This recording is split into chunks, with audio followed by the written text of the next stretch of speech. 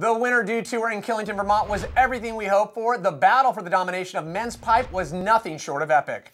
Our Alli surf analysts Sal Masakela and Brad Gerlach draw their lines in the sand as they debate the mid-year rotation. And snowboarding guru Todd Richards gives us an insider's preview of Winter X Games in Aspen, Colorado. The sports community is still reeling from the tragic loss of Canadian skier and four-time X Games gold medalist Sarah Burke. We'll take a look at her inspirational life and groundbreaking accomplishments. It all starts right now. You're Inside Allisports. I think having the mid-year cut, I think it's good. How about for the established tour veterans? Who cares? Let me finish. Who cares? Tornator Wallace was able to give the judges a little something they hadn't seen before. Now, I'm going to talk about the elephant in the room for a second. That is progression.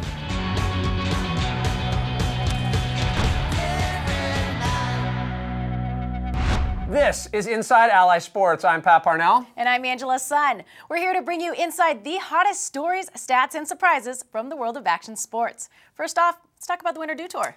When dawn broke at Killington, the air was brutally cold, conditions were icy, and no one could have predicted a down-and-dirty face-off in the men's halfpipe. But things were about to change after the first run by Yuri Polachikov. After complaining about an injury, iPod shakes it off, hitting a frontside 1080, then a double McTwist 1260, scoring a whopping 91.75. But Vito strikes back and goes big with a three-wall combo. Double cork 1080, cab double cork 1080, frontside 1080, and then shoots into the lead with a 94.75. With battle lines drawn and iPod definitely up to the challenge, he fires back, relentlessly linking a cab 7, a crippler, back double McTwist 12, into the double McTwist 1260, front 10, and adds a second 1080 to put on a Swiss disc to Louis Vito with a 96.75. Here, I don't think he was hurt at all. The pressure was on Vito, and he had one last chance to shut down iPod for good. He went all in, carpet bombing the pipe with a double crippler. Doubling it up on his first hit, landing a back 5, backside 540. front double 10, The ante here, double 10. cab double 10, Doubles. into a final front 10. Still on his feet. Frontside 1080. One of the highest runs we've seen from Vito so far. Would it be enough? But he falls just short with a 95.25. And it was Polachikov who left Killington with Dew gold. I don't know, Pat, that was really close. Not a good day to be a judge, for sure.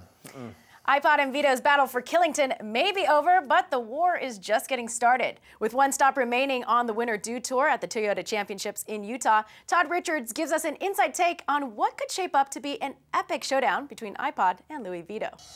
There's been a lot of classic rivalries over the years. Back in the day, it used to be, say, Burt Lamar versus Craig Kelly. In the middle of that was maybe me against Terrier, and now I guess the new rivalry is between Shaun White, Louis Vito, and iPod.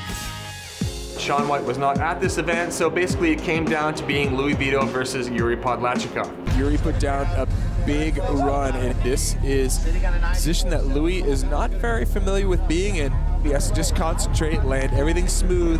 Do work, Lou. You know what to do, Louis. Louis Vito, in my personal opinion, has a more technical run. He's got 3 doubles in a row with a 1080 thrown in there. I personally think it was better than iPod's run, but the judges, they want to see something new and exciting. In comes iPod with a double McTwist 1260. It's not seen very much, so when it is thrown down, the judges definitely pay attention. The rest of iPod's run, well, it was fairly stock in terms of what the halfpipe runs are these days. And it's gonna be Yuri Polachikov. Is it fair? Absolutely not, but that's the way it goes. That's a judge sport. Every weekend's a different outcome. So it all comes down to the last event in Snow Basin for who's gonna win the overall Dew Cup. Well, we definitely have to take into consideration Shaun White. He's out of the running. So it's basically up to Louis Vito and Yuri Polachikov. Between those two, who's gonna go home with it? Someone is gonna have to up their game, and I think that Louis Vito knows now that the judges are gonna be judging him against himself. He's gonna have to bring a little bit more excitement to the pipe. And iPod, well, he is not one to be written off so easily, so look for him to bring something special as well. The men's snowboard pipe wasn't the only battlefield for rivals at Killington. No, it wasn't. Pro skier and Inside Allisports analyst Luke Van Valin takes us through the record-breaking day in men's ski slopestyle and superpipe. Hello everyone and welcome out. This is the men's skiing recap from stop number 2 of the Winter Dew Tour in Killington, Vermont. Now, cold temperatures, some in and out weather of sorts made things a little bit tough. But to talk about the competition, let's talk men's ski pipe. Tornator Wallace was able to give the judges a little something that, in my opinion, they hadn't seen before. It's not that they never seen a double 1260, it's just that Torin hadn't done it in competition. The judges wanted a switch hit from him, he gave it, he even brought the switch 9 in run number 2, which the judges loved. Torin, the kid's on fire. Next up, let's talk a little men's ski slope. Wallace, in the house.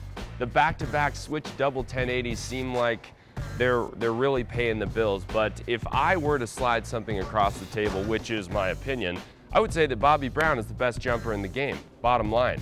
He's bringing new tricks to the table, so when I talk in pipe about the judges wanting to see something a little bit fresh, Bobby gave him that on the jumps, but Tom was so solid in the rail section and so versatile throughout his jump section. It's just very difficult to compete with that. His tricks, dipping back and forth, giving the judges something that they can see, that was what it took to get on top of the podium. Now, is it over? The race for the Dew Cup continues. We're gonna get to see what happens when we move on to Snow Basin in Utah. Party time. So with only one stop left on the Winter Dew Tour, every point counts. Let's take a look at the standings as the athletes get ready for the Toyota Championships at Snow Basin in Utah. In men's ski slopestyle, Tom Wallace is out in front, but expect him to be challenged by rival Bobby Brown and current second place Nick Gepper. For the men's Freeski superpipe, only 2 points separate Justin Dory and Tornator Wallace, who are both ready to dethrone current number 1 Kevin Rolland. And finally, in men's snowboard superpipe, only 2 small points separate frontrunner Yuri Polachikov from his freshly minted rivalry with Louis Vito. Complete results on all Dew Tour events can be found by checking out Allisports.com. Coming up in surf, we've got a preview of the highly anticipated Volcom Pipe Pro. Volcom Pipe Pro champion, Mr. John Flores. And surf analysts Sal Masakela and Brad Gerlach go head-to-head about the pros and cons of the now-defunct World Tour mid-year rotation. Let's see them now, up against the very best. Stick around.